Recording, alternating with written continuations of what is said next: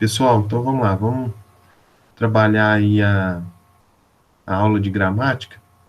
Nós estamos aí nas classes de palavras, numeral e pronome, função na construção de sentidos no texto. Então vamos observar que primeiro nós vamos trabalhar ali o numeral. Então o numeral é a classe gramatical, que aparece também para a gente nas provas do Enem, provas de vestibulares. Então vamos trabalhar junto aí, vamos grifando junto. Primeiro, primeira linha. Numeral é o nome que se dá à classe de palavras que serve para indicar quantidades por meio de números. Então, a definição de numeral aí, o conceito de numeral para a gente poder entender, tá certo? Agora dá uma olhada aí na linha de baixo, pessoal. A característica mais marcante do numeral é a exatidão. Grifa isso também, essa linha é importante, porque às vezes aparece no Enem algum texto com numeral e pergunta para a gente: qual a característica mais marcante do numeral nesse texto? Na sequência, vamos para baixo aí.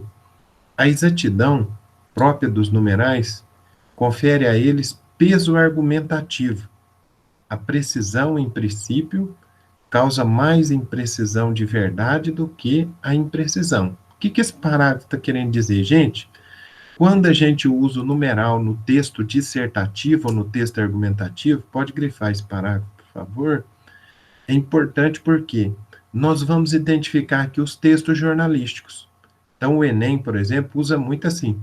Texto jornalístico aparece lá 20%, 30%, 40%, e pede para você identificar qual o peso argumentativo daqueles números. Então, nós sabemos que essa identificação passa por isso.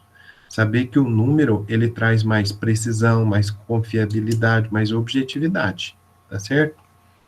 Os numerais servem apenas para indicar quantidades, nunca uma característica boa ou má das coisas ou pessoas.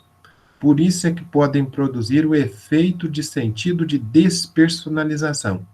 Aqui é muito importante vocês grifarem o parágrafo como um todo, mas deem um destaque especial a essa expressão, efeito de sentido de despersonalização. Isso às vezes aparece no Enem, aparece no vestibular, e a gente não consegue na hora identificar. O que é esse efeito de despersonalização? Bom, você usa tanto número, tanto dado técnico, que o texto parece uma máquina. Ele deixa de ser uma pessoa. Então, despersonalizar é perder a característica de pessoa. Tá joia? Vamos para a segunda parte da nossa aula aí agora, gente. Trabalhar aqui na sequência o resumo de pronomes. Na primeira linha, então, por favor, aí vamos destacar. Fora de contexto ou de uma situação de discurso, o pronome é quase vazio de significado. Contém apenas o traço de pessoa e de número. Então, a classe dos pronomes é uma classe que a gente acaba trabalhando ela nesse aspecto, né? É uma classe de palavras que é muito vazia de sentido. Você depende do contexto. Na verdade, a única coisa que o pronome consegue realmente identificar é o número e a pessoa.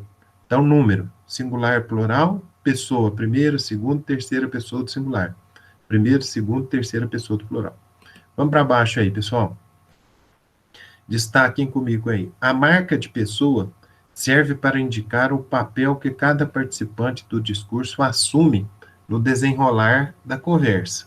Então, por que é importante a gente destacar aí? Porque na sequência a gente vai ver que dentre as pessoas do discurso, a primeira pessoa que fala, a segunda pessoa com quem se fala e a terceira pessoa de quem se fala, a gente precisa identificar aqueles pronomes que a gente usa às vezes de maneira incorreta. Esse, essa, isso. Este, esta, isto. Aquele, aquela e aquilo. Ok? Então vamos para o outro parágrafo aí, destacando comigo e observando bem o conteúdo. Ó. Aquele que assume a palavra no interior do discurso, o enunciador, é representado por pronomes de primeira pessoa. Aquele a quem se dirige a palavra, o enunciatário, é identificado por pronomes de segunda pessoa. Aquele ou aquilo que não participa do discurso, o assunto, nem como enunciador, nem como enunciatário, é representado por pronomes de terceira pessoa. Então, a hora que a gente estiver analisando ali embaixo o uso desses pronomes que eu acabei de falar para vocês, É muito importante que vocês prestem atenção nisso. Quando eu uso esse, essa, isso, quando eu uso este, esta, isto, e quando eu uso aquele, aquela e aquilo. Ok? Parágrafo de baixo aí da nossa matéria, gente. Assim, no desenrolar de um discurso, o pronome fornece pistas para indicar um dos três participantes do ato de enunciação ou de comunicação. É pelo contexto que se decifra o significado preciso do pronome, identificando aquele ou aquilo a que se está referindo. O sentido preciso do pronome só se revela quando o contexto permite associá-lo a uma referência. Então, é muito importante observar. No contexto, no texto, eu tenho algumas referências. Então, se eu uso o pronome este, esse pronome este, ele se refere a alguma coisa no texto. Se eu uso o pronome esse, ele tem uma referência. Então, vamos identificar aí o que nós podemos destacar como sendo referência. O que seria referência em termos gramaticais para a gente identificar aí, gente? A referência do pronome pode estar fora do texto. Nesses casos, os pronomes apontam os participantes do discurso a partir do cenário em que se desenrola a conversação. Disse então que a referência é deítica e que os pronomes são deíticos, palavras que vêm do grego e pertencem à mesma família de um verbo que significa mostrar, fazer ver, apontar. Aqui nessa parte, gente, a gente já começa a entender o que são os pronomes demonstrativos. São aqueles pronomes que indicam alguma coisa, tá certo? Então, como eu venho citando para vocês, quais são os pronomes demonstrativos que nós temos na língua portuguesa? Esse, essa, isso, este, esta, isto, aquele, aquela e aquilo. Esses pronomes, eles podem ser também classificados da seguinte maneira, gente. Vamos para baixo aí. A referência do pronome pode estar situada no interior do texto. Nesse caso, o pronome se diz, primeiro, anafórico. Qual que é a palavra-chave de anafórico? Antes. Então, quando a referência acontece antes dele no texto, esse pronome é anafórico. Próximo, catafórico, gente. Qual que é a palavra-chave? É depois. Quando a referência ocorre depois dele no texto. Ok? Vamos continuando aí a nossa matéria.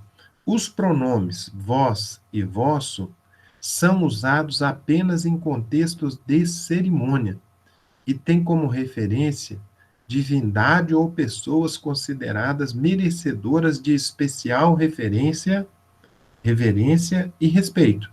Então, o pronome vós e vosso é um pronome de uso muito formal. A gente acaba tendo que usar esses pronomes aí em contextos de alta cerimonialidade, que é onde você trata com alta formalidade as pessoas, ok? Seguindo a matéria aí, agora esse ponto é muito importante, que é o que a gente vem preparando. Os pronomes demonstrativos, este, esse, aquele, e suas flexões, obedecem em princípio à seguinte distribuição, gente. Como deíticos, que a gente acabou de dizer ali, que são aqueles que fazem a indicação, que demonstram, que apontam, nós vamos ter, ó, grifa aí comigo, o este situa perto da primeira pessoa. O esse situa perto da segunda pessoa. O aquele situa distante dos dois interlocutores. Então, observem bem, se eu estou falando com você e digo este celular, é porque o celular está na minha mão. É quem fala. Se eu digo esse celular, o celular está na sua mão, na mão de com quem se fala. Agora, quando eu digo aquele celular, o celular está distante da pessoa que fala, que sou eu, está distante da pessoa com quem eu falo, que é você, está distante de nós dois, por isso que nós usamos aquele celular. Seguindo a matéria, gente. Como anafórico, o que significa anafórico? A gente acabou de destacar a palavra-chave ali em cima, antes. Então, toda vez que eu usar o esse, é porque eu estou retomando uma palavra que está antes. Como catafórico, é o este. O que nós vimos ali em cima, catafórico? É depois. Então, só vou usar o este quando eu me referir a alguma coisa que está depois na frase. Terceiro pontinho importante para vocês grifarem aí comigo, gente. Agora na sequência ali, ó. O que que a gente tem? Este versus aquele. Retomam dois antecedentes. Este tem como referência o antecedente mais próximo, aquele, o mais distante. Próxima linha. Os pronomes se, si, consigo são sempre reflexivos, gente. Na variedade escrita ou oral, formal. Na variedade informal, que é como nós falamos no dia a dia, esses pronomes, o se, si, consigo, podem ocorrer como não reflexivos. Por último, quando o pronome, mesmo dentro de contexto, pode ter duas referências, disse que ele tem sentido ambíguo, ou então que ele gerou ambiguidade, que é muito comum, por exemplo, quando a gente está usando determinados pronomes, a gente não consegue identificar a referência correta do pronome, esse pronome acaba gerando ambiguidade. Essa da ambiguidade também é importante vocês marcarem aí, porque aparece muitas vezes em questões do Enem. Você possa identificar ou desfazer a ambiguidade feita pelos pronomes, tá certo? Então, a classe do numeral, a classe dos pronomes, é uma classe gramatical que acaba gerando muitas questões de Enem, de vestibular, porque é uma classe que tem várias referências e a gente consegue analisar muitas questões. Importante que vocês dominem bem.